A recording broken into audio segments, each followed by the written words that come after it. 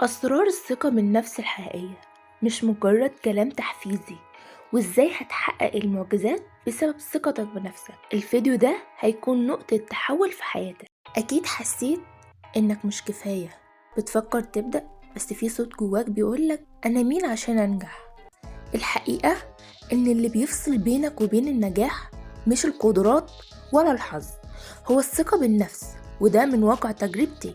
أنا كنت زيك بالظبط من كام سنة، يمكن أكتر كمان، وعارفة كل حاجة أنت بتمر بيها دلوقتي.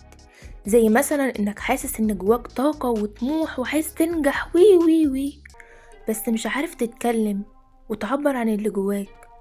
يمكن خايف من صحابك، خايف من أهلك، خايف من رد فعلهم، خايف تبدأ، خايف من كلام الناس، وحاجات كتير قوي ومشاعر جواك متلخبطة. أنا جايلك من قدام بعد ما حولت ثقتي بنفسي من أكتر نقطة ضعف لأهم نقطة قوة، علشان أنور لك الطريق وأقولك اللي كان نفسي حد يقولهولي عن إزاي أحط حدود ومبادئ لنفسي.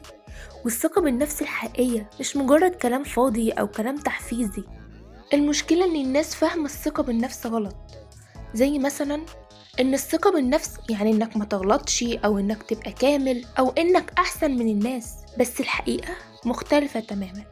هو يعني إيه أصلا الثقة بالنفس؟ الثقة بالنفس ببساطة إنك تصدق إنك قادر تتعامل مع الحياة بكل مواقفها الصعبة قبل السهلة.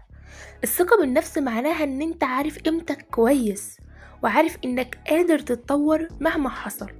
بمعنى أدق، الثقة بالنفس هي الوعي بنفسك وتقبلك ليها، وإنك تطور نفسك للأفضل. الوعي إن أنت عارف إيه نقاط القوة والضعف بالنسبة لك. التقبل إن أنت مش بتجلد نفسك لما بتغلط، أنت بتتعلم من غلطك وبتتعامل مع أخطائك بذكاء. وده اللي شرحناه بالتفصيل في فيديو ازاي تحول الفشل لفرصة ونجاح حقيقي. ولو حابين تشوفوه انا هسيب لكم الرابط في اول تعليق مثبت. تطوير الذات انك بتتحرك وبتتعلم رغم الخوف اللي جواك، بتسعى هنا وهنا، بتستغل كل فرصة. هو ده ابسط معنى للثقة بالنفس الحقيقية. يعني لما تقدم على شغل وانت لسه بتتعلم ومش متأكد 100%، دي الثقة بالنفس. لما تغلط قدام الناس وتكمل عادي لأنك إنسان طبيعي، دي كمان الثقة بالنفس. لما تبدأ مشروعك الصغير رغم خوفك، دي بجد الثقة الحقيقية بالنفس. صدقني أي حد يقدر يبني ثقته بنفسه حتى لو كان في القاع دلوقتي. السر اللي محدش عاوزك تعرفه إن الثقة بالنفس مفيش حد بيتولد بيها، هي مهارة بنبنيها. في نقطة مهمة جدا لازم تاخد بالك منها. ناس كتير فاكرة ان الثقة بالنفس غرور، وده مش صح. في فرق كبير جدا ما بين الثقة بالنفس والغرور. الثقة بالنفس ان انت تقول لنفسك انا قادر اتعلم واطور، ان انت تتقبل الاخطاء، وان انت تكون متواضع وتكون بتحترم ذاتك فعلا. انما الغرور ان انت تقول لنفسك انا فاهم في كل حاجة، انا احسن واحد في الدنيا. ان انت تنكر الاخطاء اللي عندك وتتكبر على الناس، وان انت تشوف نفسك احسن واحد في الدنيا وان مفيش منك اتنين. ده كان اول معتقد غلط عن الثقة بالنفس. تاني معتقد غلط ان في ناس كتير فاكرة ان عشان انا واثق من نفسي ان انا ما بخافش من اي حاجة مهما يحصل، وده مش صح. احنا بشر عادي، يعني طبيعي بنخاف لانها كلها مشاعر طبيعية بالفطرة. الثقة بالنفس بتخليك تتحرك رغم الخوف اللي جواك، لأنك مؤمن بنفسك وعارف قيمتك كويس. الثقة بالنفس مش معناها إنك تكون كامل، لكن إنك تكون صادق مع نفسك وتكمل الطريق. طب ليه أصلا معظمنا بيحس إن ثقته بنفسه ضعيفة؟ ومن ضمن الأسباب إن إحنا عايشين في عالم بيقارننا ببعض طول الوقت. تفتح السوشيال ميديا تشوف الكل ناجح ومبسوط وواصل. انت عارف ليه لازم تبني ثقتك بنفسك؟ لأنها المفتاح لكل نجاح. من غيرها كل فرصة هتعدي من جنبك وانت واقف بتتفرج عليها. طب ازاي تبني ثقتك بخطوات عملية حقيقية مجربة؟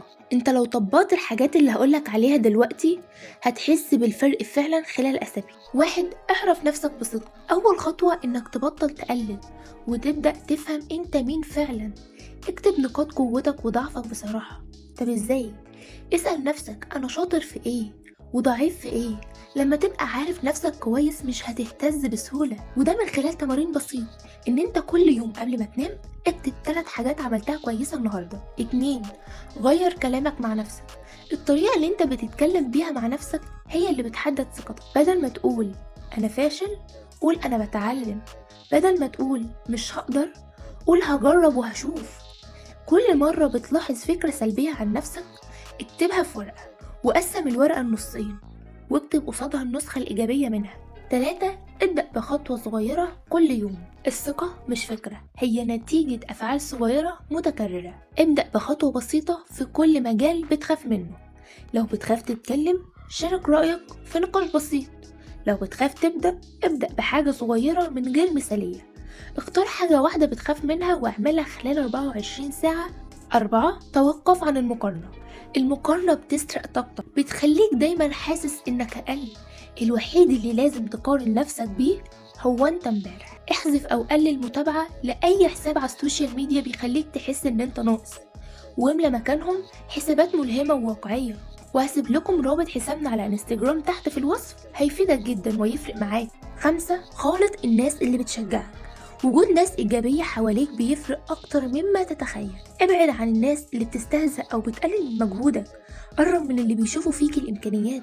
كل أسبوع كافئ نفسك بالتواصل مع شخص إيجابي، سواء صديق أو قناة بتحفزك أو محتوى لتطوير الذات زي قناة مايندفول مثلا. 6. اتعلم باستمرار. المعرفة هي اللي بتزود الثقة. كل ما تتعلم أكتر عن المجال اللي نفسك تتطور فيه، هتحس إنك أقوى وأثبت. اقرأ 10 صفحات يوميا في موضوع بيساعدك تتقدم. 7. اتقبل نفسك وانت بتتطور. الثقة مش إنك تبقى مثالي، لكن إنك تتقبل نفسك حتى وانت لسه في الطريق. كل غلطة هي خطوة للأمام مش للورا. وفي النهاية ما تنساش تستمتع بحياتك، الوحش قبل الحلو، لأنها أجمل أيام العمر وهتتمنى ترجع تاني. لو الفيديو فاتك فعلا، اعمل لايك للفيديو واشترك في القناة واستنى فيديو جديد من قناة مايندفول.